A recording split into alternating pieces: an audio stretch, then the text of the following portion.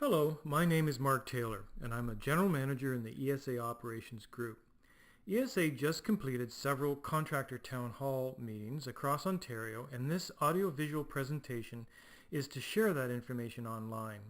If you attended one of the town halls, this is the same information that was presented there.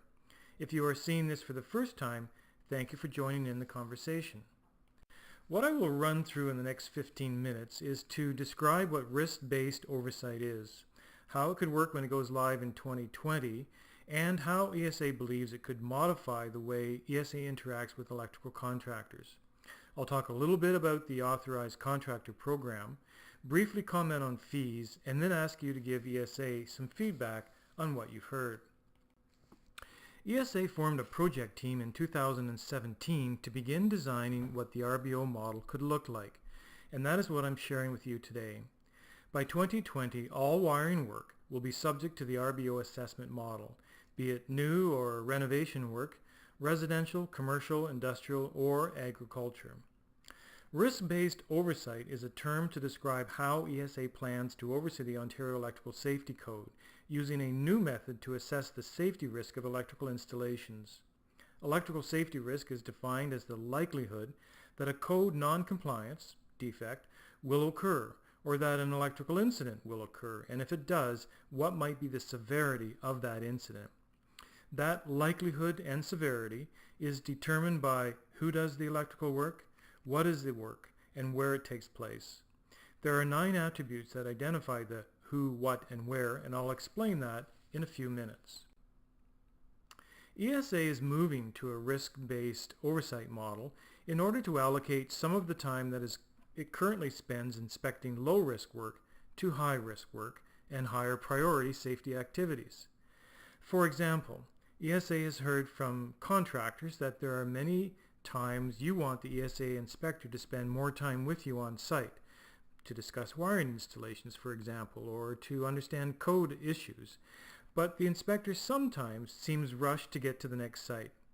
ESA believes that if we can identify low-risk work that we don't add a lot of safety value to, then we could pull back somewhat and allocate that time to sites that might be large, complex, higher risk, or just simply require more time to thoroughly verify compliance.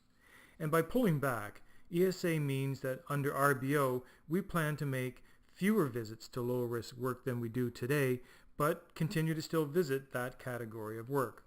I'll describe that in more detail in a few minutes. ESA has also heard you want us to level the playing field, to go after unlicensed contractors, or even LECs that are not taking out permits. Our own inspectors tell us they often see the proverbial unmarked van that appears to be doing electrical work on a site, but there is no permit in our system of this work. ESA would like more time to look into these situations than we are able to do today. ESA believes that if contractors have a track record of doing code-compliant work and the electrical work is low risk, then we can reallocate some of that site inspection effort to higher risk, higher safety value activities.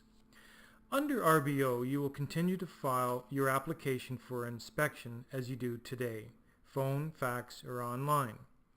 What will be different is the ESA system will assess your application using the 9 attributes and a series of filters that define who does the work, what it is, and where it is. That assessment then ranks the work high, medium, or low, and recommends to the inspector what needs to be inspected and what doesn't need to be inspected. The inspector ultimately makes the final determination based on their knowledge and experience.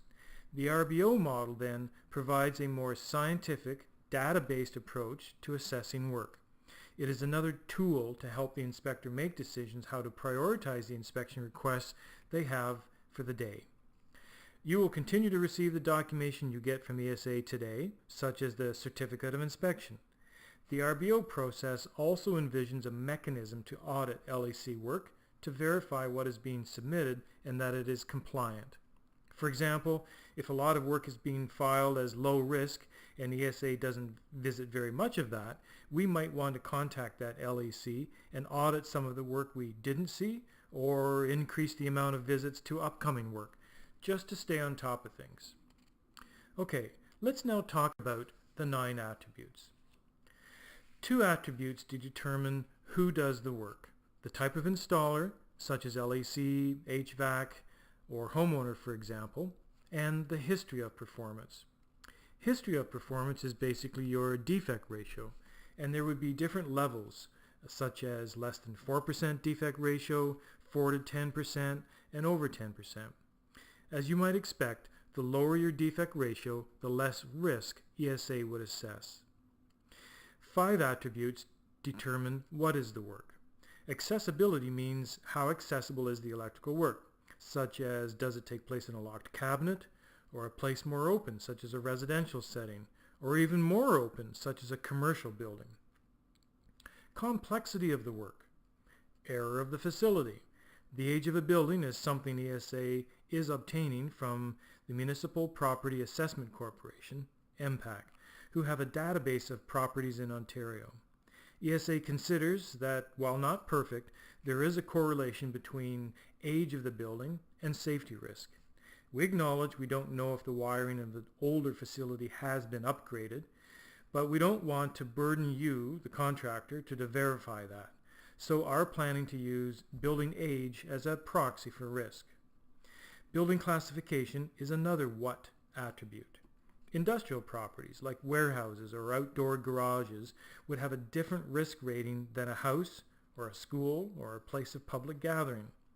Something like a missing cover plate, for example, would increase the likelihood of an incident in a heavily populated school than in a warehouse. And the 5th what attribute, scope of work, is assessed using voltage and amperage information that we collect today. The only 2 attributes ESA does not currently have in our database or unable to get from the application for inspection you currently file is public exposure, as in roughly how many people are exposed to the electrical installation, and environmental factor, such as is the installation in a dry indoor area or a wet outside area. ESA will likely ask you for these 2 pieces of information when RBO goes live. But if you don't have it, our system will likely assign the worst case, as ESA is safety focused and somewhat risk averse. So that was a description of the 9 attributes, and they can be considered as quantitative factors. But ESA also wants to consider other factors, perhaps more qualitative in nature. ESA inspectors are well trained and very experienced. Regardless of how the quantitative numbers might risk rate a situation, inspectors have experienced other factors that influence how they respond to requested inspections. ESA has proposed several filters to reflect this field experience. So when the permit is assessed by the 9 attributes, another pass or assessment is done. For example, it may be that electrical work done by a homeowner may be rated as low or medium risk by the 9 attributes.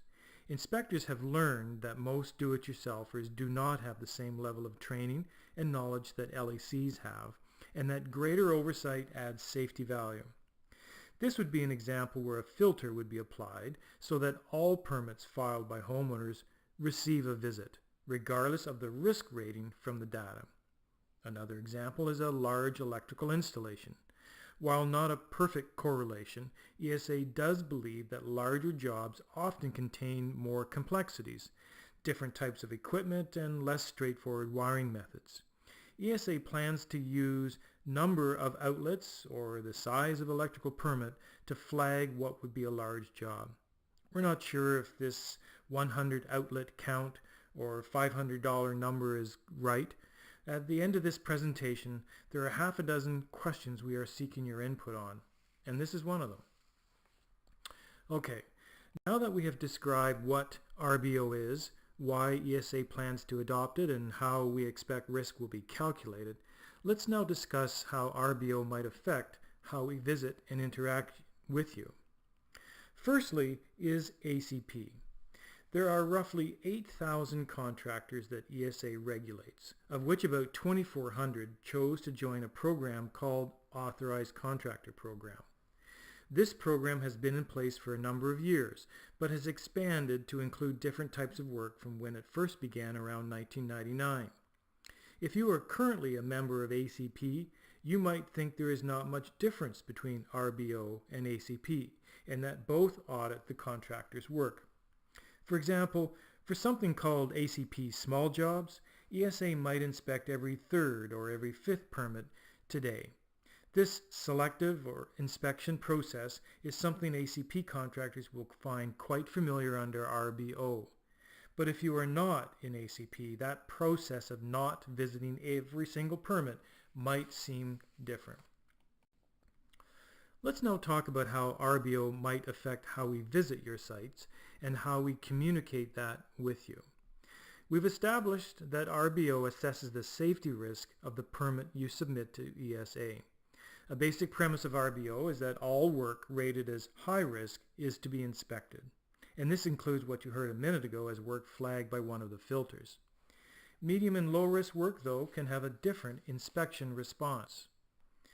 For example, if we think about the 9 risk attributes, and let's say the work is being done in a fairly new house, with an unfinished basement, and you are wiring that basement with new outlets and lighting. This example would be assessed as low risk. The ESA response to that low risk work then, under RBO, is to visit 1 in 5 similarly assessed permits. Again, if you are on ACP today, this might not look that different to you. But if you are not on ACP, this is different. ESA plans to use the RBO model to help the inspector determine if a visit is necessary or not based on the risk assessment. The assessment of risk is made when you submit your application for inspection and is done immediately in the ESA work order processing system. Let's now consider work that would be rated as medium. In this example, the building is an older facility and there are more people exposed to work. Those are the 2 attributes here that increase the risk rating. RBO recommends to the inspector that permits rated as medium risk will be visited at a ratio of 1 and 2, meaning 50% of medium risk permits submitted by the electrical contractor are to be visited. In practical terms, how might this work? In today's world, the typical process is the inspector receives their work for the day and each morning plan what work they will try to inspect that day. When RBO goes live in 2020 and the inspector plans their day, they will use the RBO information to help determine which requests for inspections, which sites, don't need a visit. A benefit of RBO is a communication by text or email, for example, that will be sent to you right away so you know the inspector will not be visiting your site that day. You then know you can finish up that stage of electrical work and move your crew on, not having to wait for ESA.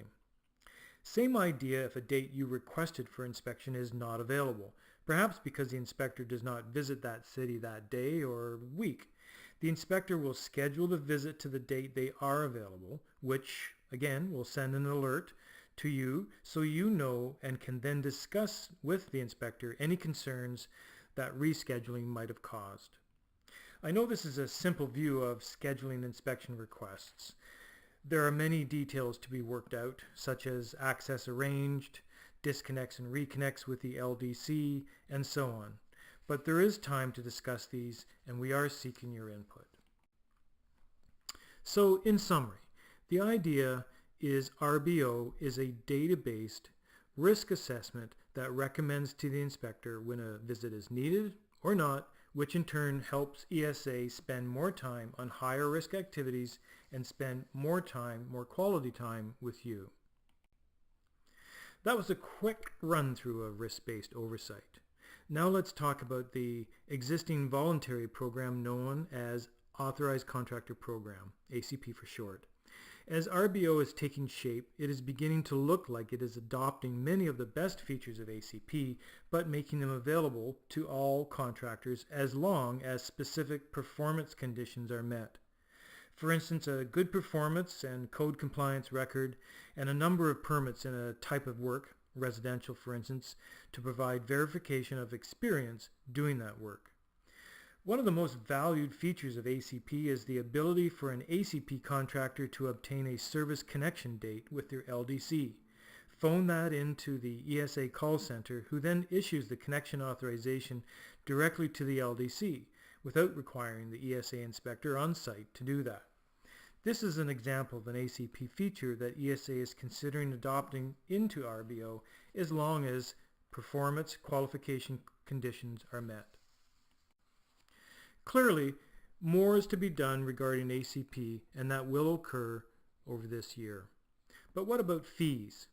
ESA has spent most of its time so far designing and building the 9 attribute and inspection process parts of this new RBO approach.